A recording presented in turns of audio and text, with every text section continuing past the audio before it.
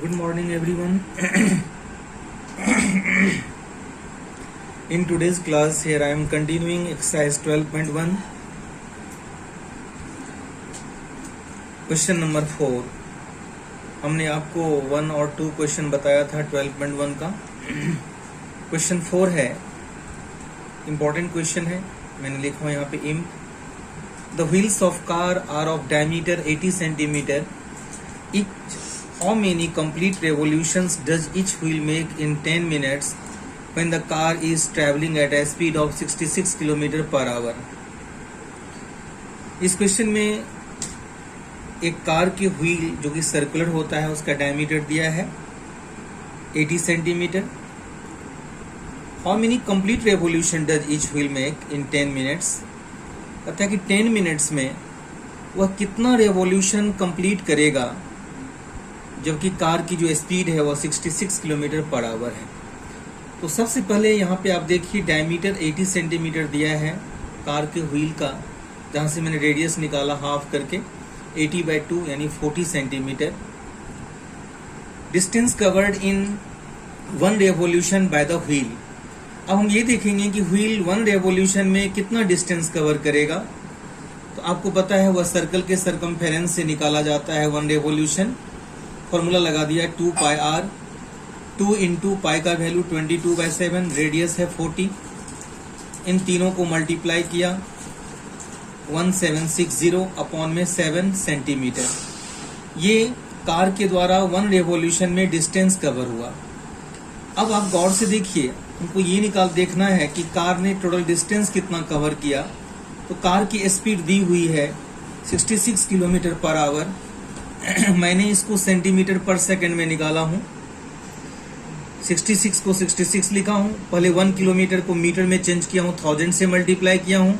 फिर 1 मीटर को सेंटीमीटर में चेंज किया हूं, 100 से मल्टीप्लाई किया हूं. अपॉन में आवर को चेंज किया हूं सेकंड में. तो 1 आवर में 60 इंटू 60 सेकेंड होता है. लिख दिया हूं ब्रैकेट में 1 kilometre equal to 1000 metre and 1 metre equal to 100 centimetre. अब यहाँ पे मैंने सारा कैंसिल किया. 0 से 0, 0 से 0. फिर मैंने 11 6 जा 66 कर दिया. P2 के टेबल में 6 को काटा, 2 3 जा 6 और यहाँ पे 1000 को 2 से कैंसिल किया 500. तो 11 इंटू 500 यानी 5500 अपॉन में 3 सेंटीमीटर पर सेकेंड ये कार की स्पीड हो गई. अब हमको ये देखना है कि time taken by the wheel to complete whole distance कितना होगा. वो दिया हुआ है कि व्हील जो है वो 10 मिनट्स का टाइम लेता है डिस्टेंस को कवर करने में. तो इस 10 मिनट्स को हम सेकंड में चेंज करेंगे. 10 इंटू 60 यानी 600 सेकेंड ये टाइम हो गया. जबकि स्पीड कार का यहाँ पे निकाला हूँ 5500 अपॉन में 3 सेंटीमीटर पर सेकेंड. तो अब हम टोटल डिस्टेंस निकालेंगे कार का कि total distance covered by the car total distance कितना कवर करेगा. आपको पता है डिस्टेंस का फॉर्मूला होता है स्पीड इंटू टाइम. तो स्पीड हमने यहाँ पे निकाला हूँ 5500/3 इंटू टाइम टेकन दिया हुआ है 600 सेकेंड. तो 5500 अपॉन में 3 इंटू 600. मैंने 3 से कैंसिल कर दिया, 600 को 200 हुआ. अब 5500 को 200 से हम मल्टीप्लाई यहाँ पे किए हैं. तो 5500 इंटू 200 ये हो गया 1 10 100 1000 10,000 लाख 10 लाख 1 लाख 1 10 100,000 10,000 लाख 10 लाख 11 लाख सेंटीमीटर यहाँ पे टोटल डिस्टेंस निकल गया है कार का. अब हमको नंबर ऑफ रेवोल्यूशन निकालना है कि कितने रेवोल्यूशन में ये टोटल डिस्टेंस कवर किया होगा कार. तो इसका फॉर्मूला लिख दिया हूँ कि total distance covered by car upon में डिस्टेंस कवर्ड इन 1 रेवोल्यूशन. जितना डिस्टेंस कवर किया है कार उसमें हम 1 रेवोल्यूशन वाले डिस्टेंस से डिवाइड कर देंगे. तो टोटल डिस्टेंस यहाँ पे मैंने निकाला था 11 लाख सेंटीमीटर और यहाँ पे डिस्टेंस कवर्ड इन 1 रेवोल्यूशन निकाला था मैंने 1760/7. तो मैंने यहाँ पे डिवाइड कर दिया. 11 लाख में 1760/7 से डिवाइड किया. डिवाइड को जब इनटू में चेंज करेंगे तो 7 ऊपर चला जाएगा और 1760 नीचे आ जाएगा. 0 0 कैंसिल. उसके बाद फिर मैंने इसको कैंसिल किया 11 से, तो ये 16 हुआ नीचे और यहाँ पे हो गया 10,000. फिर 10,000 को डायरेक्टली 16 से डिवाइड किया, 625 आया. तो 625 इंटू 7 यहाँ पे बच गया है. तो 625 को 7 से मल्टीप्लाई करेंगे ये हो जाएगा 4375 रेवोल्यूशन। इट मीन्स कि कार के द्वारा टोटल रेवोल्यूशन कितना होगा, तो 4375 रेवोल्यूशन में कार अपने रिक्वायर्ड डेस्टिनेशन पे पहुंच जाएगा। तो 4375 revolution is the answer of this question. Question number 5, question is if the perimeter and the area of circle are numerically equal, then the radius of the circle will be what? A option दिया है 2 units, B में 5 units, सी में 4 units और D में 7 units. ये MCQ type question है। तो अब गौर से देखिए, क्वेश्चन में दिया हुआ है कि पेरीमीटर जो है सर्कल का वो उसके एरिया के इक्वल है। तो पेरीमीटर का मतलब यहाँ सरकमफेरेंस सी और एरिया का मतलब ए। तो सरकमफेरेंस का फॉर्मूला आपको पता होगा 2 पाई आर होता है और एरिया का फॉर्मूला पाई आर स्क्वायर होता है। तो अब यहाँ पे पाई से पाई कैंसिल हो गया और एक आर से एक आर कैंसिल हो गया, तो एक आर यहाँ बचा, तो आर का वैल्यू यहाँ कितना हो गया 2 यूनिट्स। यानी रेडियस जो हो गया उस सर्कल का वो 2 यूनिट्स हो गया। तो 2 यूनिट ऑप्शन ए में 2 यूनिट्स दिया हुआ है, तो ऑप्शन ए इज करेक्ट।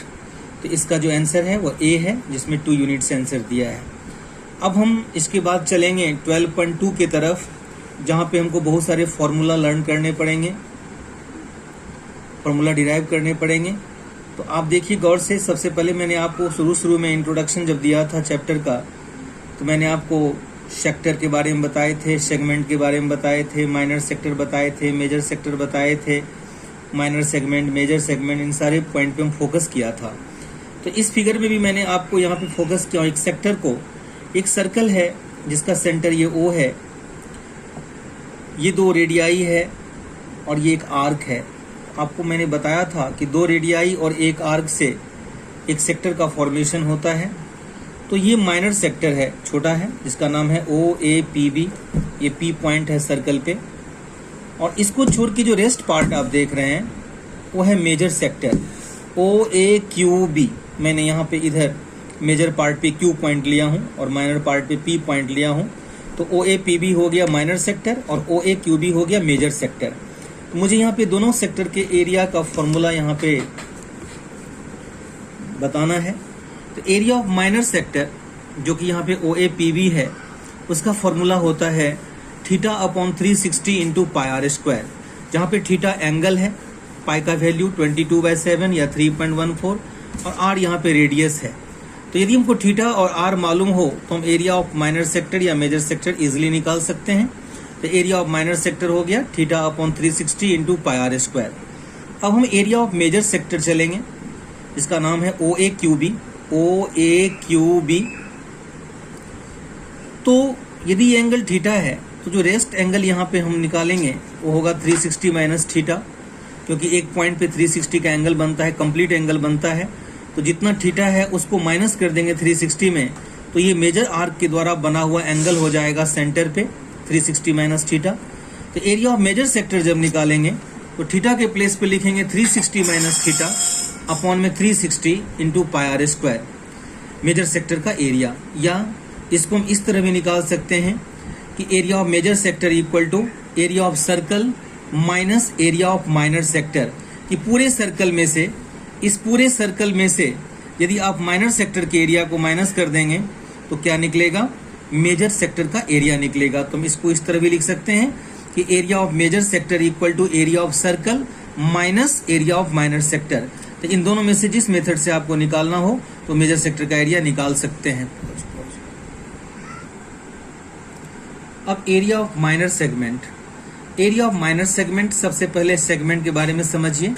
ये एक सर्कल है, ये सेंटर है, 2 रेडियाई है और एक आर्क, जिससे एक सेक्टर बनता है। लेकिन यहाँ पे एक कॉर्ड लिया हूं मैं, तो एक कॉर्ड और एक आर्क से ये सेगमेंट बना है। ये कॉर्ड AB और ये आर्क APB जो है माइनर आर्क, इन दोनों के बीच का जो रीजन है वो सेगमेंट है। तो ये छोटा सेगमेंट है, तो इसका नाम माइनर सेगमेंट पड़ा है, और इसको छोड़ के जितना भी रेस्ट पार्ट है वो मेजर सेगमेंट है। तो area of minor segment APB का फॉर्मूला लिखा हूं, देखिए कैसे निकलेगा। इस पूरे सेक्टर में से यदि हम ट्रायंगल का एरिया माइनस कर देंगे तो ये माइनर सेगमेंट का एरिया आएगा। सेंटर पे एंगल थीटा है, ये दोनों रेडियस है। तो area of minor segment equal to area of sector minus area of triangle OAB। तो सेक्टर का एरिया पता है आपको, theta upon 360 into pi r square minus area of triangle का फॉर्मूला यहाँ पे आप लोग दिमाग में रखिएगा, 1/2 आर स्क्वायर साइन थीटा। ये कब अप्लाई करेंगे? जब थीटा का वैल्यू 90 से कम या इक्वल हो तब। जब थीटा 90 तक हो या 90 से कम हो तो उस केस में एरिया ऑफ ट्रायंगल का फॉर्मूला हम लगाएंगे 1/2 are square sine theta.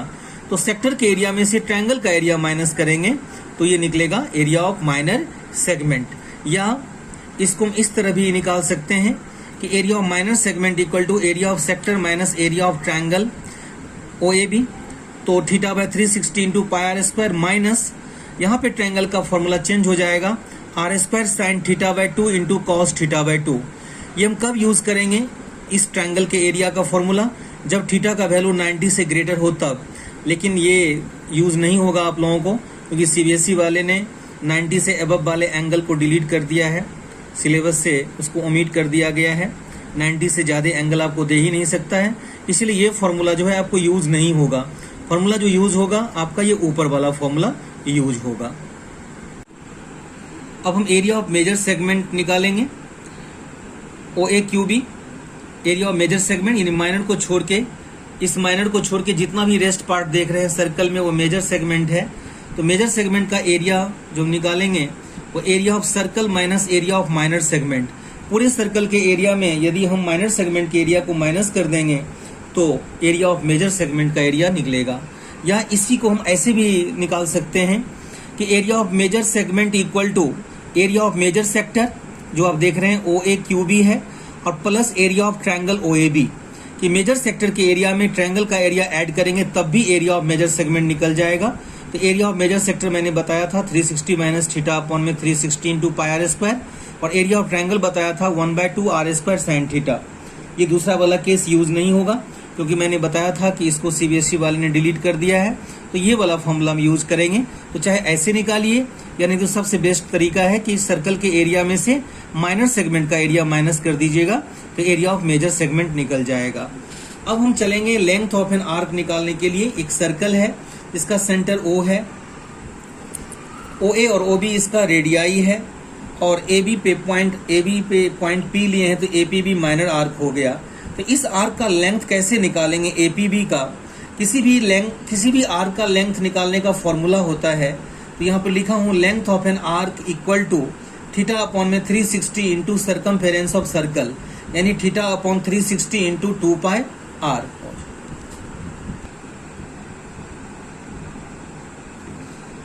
Example 2, find the area of the sector of circle with radius 4 cm and of angle 30 degree. Also find the area of the corresponding major sector pi equal to 3.14। एक circle है जिसका centre O है, OA और OB radii है 4 और 4, और angle जो है सेंटर पे वो 30 डिग्री है। तो यहाँ पे माइनर जो सेक्टर है वो है आपका OAPB। तो area of minor sector OAPB equal to, sector का फॉर्मूला बताया था मैंने पीछे, theta upon 360 into pi r square, theta के जगह पे 30 रख दिया, अपॉन में 360, पाई का वैल्यू 3.14 और रेडियस हो गया 4 इंटू 4।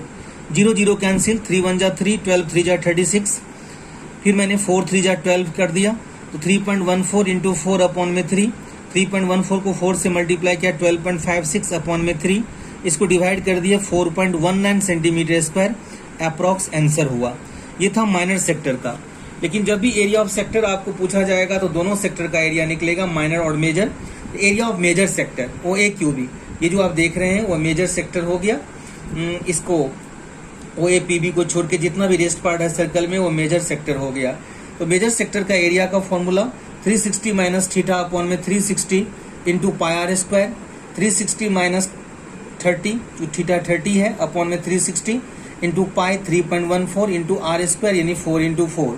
360 में से 30 माइनस कर दिए 330 अपॉन में 360 इंटू 3.14 इंटू 4 4 जा 16। 0 0 कैंसिल किया, फिर 3 से कैंसिल किया, 11 3 जा 33, 12 3 जा 36, फिर 4 से कैंसिल किया मैंने 16 को, 4 4 जा 16, 4 3 जा 12, बच गया 11 इंटू 3.14 इंटू 4 अपॉन में 3। 3.14 को 11 4 जा 44 से मल्टीप्लाई किया, यहाँ पे रफ में किया हूँ, ये आ गया 138.16 अपॉन में 3। 138.16 में 3 से डिवाइड किए, ये आ गया 46.05। 05 को राउंड कर दिए तो 46.1 centimetre square approx major sector का एरिया आया। या इसी क्वेश्चन को ऐसे भी निकाल सकते थे कि area of major sector equal to area of circle minus area of minor sector. तो area of circle pi r square minus area of minor sector 4.19 निकाला था मैंने। तो अब पाई आर स्क्वायर, पाई का वैल्यू 3.14 इंटू 4 इंटू 4 माइनस 4.19। 3.14 को 16 से multiply करेंगे, ये होगा 50.24। उसमें से 4.19 को माइनस कर देंगे तो ये हो जाएगा 50.24 माइनस 4.19, ये आ जाएगा 46.05। जिसको राउंड करेंगे तो 46.1 सेंटीमीटर स्क्वायर जो ऊपर निकला था। तो इस मेथड से भी एरिया जो निकलेगा मेजर सेक्टर का सेम ही निकलेगा 46.1 सेंटीमीटर स्क्वायर। तो today's homework is solve exercise 12.1 and 12.2 का 1 से लेके 5 तक क्वेश्चन करना है। 12.1 में आपको एक ही क्वेश्चन करना है 3, बाकी सारा क्वेश्चन मैंने कर दिया था। तो today I want to finish your class. Goodbye to everyone.